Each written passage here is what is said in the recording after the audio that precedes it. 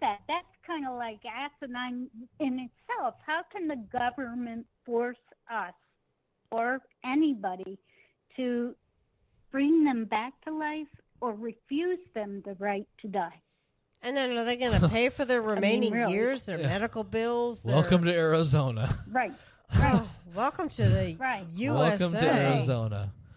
That's just horrible. Right. It really is. It really- when you think about it, I mean, I understand the idea of wanting to save a life, but if that life is only going to last for 30 minutes afterwards, after you save it, is it really worth all of the trouble and damage you do to that person? Even if it's 10 years, look at the burden it puts on the family and the pain it puts on the person. Well, like, say it's cancer, that's a lot of money. That's a lot of time. That's a lot of stress on the family. I mean, and that's all going to be that's going to be taken away with what Trump wants to do. He wants to cut all that, and he wants to go against his beliefs. Is what it is. It's what he feels is the best thing to do for that person, and then he won't pay for them while their life is being sustained. Well, they can't vote for him at that point, so I don't care. All that. Exactly. I'm sorry. Well, and it's also the fact that I'm very cynical. But by keeping people alive, insurance companies and doctors and pharmaceutical companies are making a shit ton of money. That's what it comes down to: is who's making the money off of trying to keep somebody alive even after they are brain dead. Right. Even cancer. Come on. Well, no, regardless. There's not a cure. They could fix if that. If somebody is brain dead, it's cheaper dead, to keep you sick and feeble. If somebody's brain dead, how much money can you make as a corporation off of that compared to if you let them die? Right. It's just a horrible if they're way. Brain dead doesn't mean they can't hear. Think about that. When a patient is unconscious, they can hear everything that goes around. So I feel that if they're brain dead, they can do the same thing. It may be a little, confusing to them at first, and I just feel it's not legal to tell somebody what to do. Well, I really think it's really sad that we're to the point to where we feel like we have to tell people what they have to do. I don't even feel that the government has should have the right to actually advise us.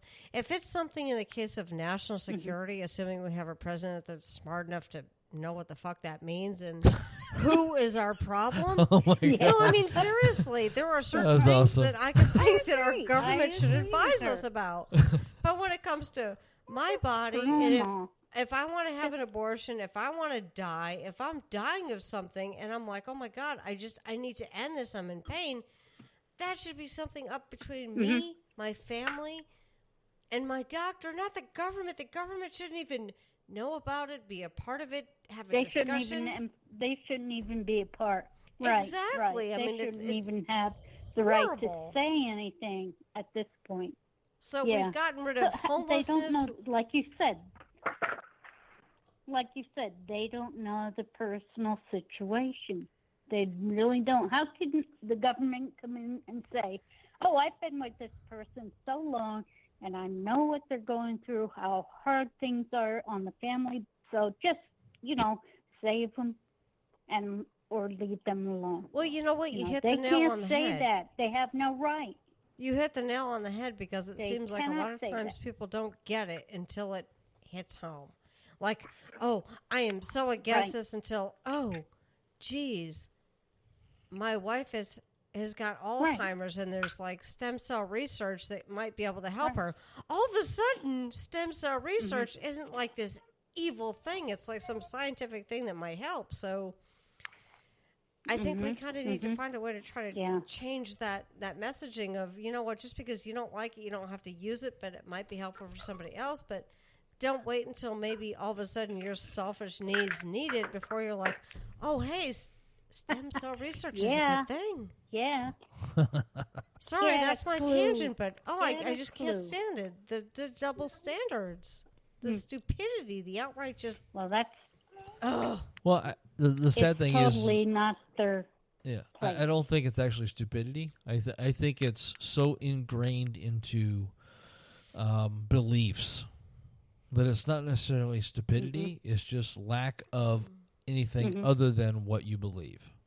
And that's where we end up with that problem is that but then you're going against what you do believe. Right. You may be satanic, you may be Muslim, the going against their beliefs. Right, but whose beliefs are more important, I think, is the big question. Because we have people that say, well, we need to go above the beyond to save this person's life, even if they're going to be brain dead afterwards. Okay, well, whose belief system it makes that okay? Okay, because a person, it's their own. Yeah, it's the person who dictates DNR on their living will. That's who we should be listening to, not the doctor who says, "Oh, well, we don't need to worry about that. Let's try to save this person for 30 minutes." Let's save that person, but who's going to pay? Who's going to pay for it? Well, regardless of who's going to pay for it, it's going against the wishes of the person who knows they're about to die. Isn't that like playing God? In a way, yeah. It's not about who's going to pay. It's about who's going to help the people who are standing next to that person and that person's own desire. You know, you're going against what you feel which would be the better thing for the person who is laying there, almost dying, in the process of dying. Well, I mean, where's who can tell that person? That's the whole death with dignity. Well, idea. yeah, I was going to say, where's the whole dignity? I mean, a person who's actually within sound mind or whatever that whole shit is. Whenever you do you have the to whole shit. You have to say you're within the the being of sound mind. Yeah, blah, exactly. Blah, blah. So if you are and you do it, and then you that request, should be respected. Yeah, if you're within your sound mind and you request DNR, then that should be respected, regardless of whether the doctor, the hospital, or whatever agrees or disagrees with it. Period.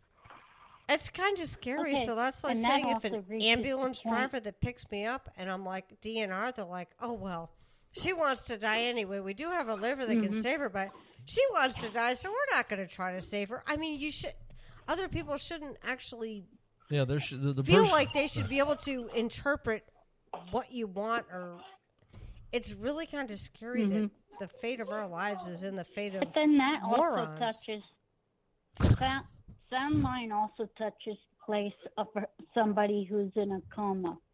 Are they really in sound mind? Yeah, they can hear what's going on, but does that mean they're totally of sound mind to make the big decision, make the choice, whether or not, depending on if they had the DNR or didn't? Well, are they able and that's to that's do the that? key too, is that most people won't think ahead and actually do the living will ahead of time. Mm-hmm. And I think that most people, if they did, well, maybe if people thought ahead and actually did a living will and a DNR ahead of time, that wouldn't be an issue. It would be real simple and cut. Okay, this person is being held alive by electronics with no brain activity. Do we pull a plug according to their last wishes? Yes, we do. Because without your brain, technically you're dead. I mean, in case people really don't get well, that. I wouldn't go there because there's a lot of people that seem to be brain dead that are walking around. Those are called zombies. Well, there's a lot of truth to that. Our former, as I call him, Donald Duck, our former Donald Duck does that all the time. All the time. Yeah, he seems to be able to get around without a brain daily. So, I don't know. Yep. I feel like I was bashing zombies. Give you back to Carolyn. I want to give you back to Carolyn. Oh no, that's fine. You've been a real treat. Thank you for coming on and sharing with us, because it's just kind of great to get a different perspective from different people. So thank you for coming on. Carolyn, get your ass back on here. Thank you for giving. You're welcome, sweetie. Giving you back. Hello. Hi. Hey guys. Oh boy, glad you could call in. What a lively show, huh? And I just drank 2 strawberries. Oh my God. I tried to hold out, but after, I don't know, 2 or something shots of Fireball and whatever we're drinking now. And certain topics I just feel go better with alcohol. I know, and with like, that, I don't know, death and being denied rights. Well, the friend of ours at work, I mean, I've been kind of texting him, back and forth. He's like, my his dad was basically on life support, and they had to wait till today due to some sort of protocols to decide whether or not to keep him on it or take him off, and they decided to take him off it. So it's just like this whole conversation just kind of hit home, even though he's not like a huge friend of mine. I mean, I get the fact that it's your dad, it's your rock, it's your best friend, even though I didn't have that with mine. But it was just one of those things where it's like, the fact that anybody else could be involved with that, it's a difficult enough time for a family. So the government doesn't need to be involved. They don't need to be involved if, with whatever we want to do with our bodies or anything else. So I don't know. Yeah, this is total government overreach, what they're trying to do. Yeah, totally. I wish the government would worry about, I don't know, the homelessness, all the I don't know, the economy is just so fucking perfect. I guess we don't even need to worry about that. There's no homeless people. So I guess we need to, get into people's personal lives and decide whether or not they should be able to die with dignity or... Well, that's just a Senator of Arizona policy issue. I mean, they're the ones that push that bill. That's totally based on religious belief, Christian religious belief, and denying basically anybody else that has a different belief to be able to exercise that. Oh! So wait, all the money that they're not paying in taxes for the churches are going to help with all the families of the people they want to keep alive that want to die? Nope. Yeah. See, not going to do crap. Yeah. Okay, I got issues with that. I know. You have a lot of issues. I do. I think if you want another drink, you'd be nice. I think also they I know they're trying to enforce without saying so their held beliefs, but they're also Jehovah's Witnesses. I have a friend here that lives in Sierra Vista that she's basically letting herself die from kidney failure because she doesn't believe in medical intervention. That's her religious belief. They won't even, no dialysis, no transplant. You cannot, being a JW, you can't do that.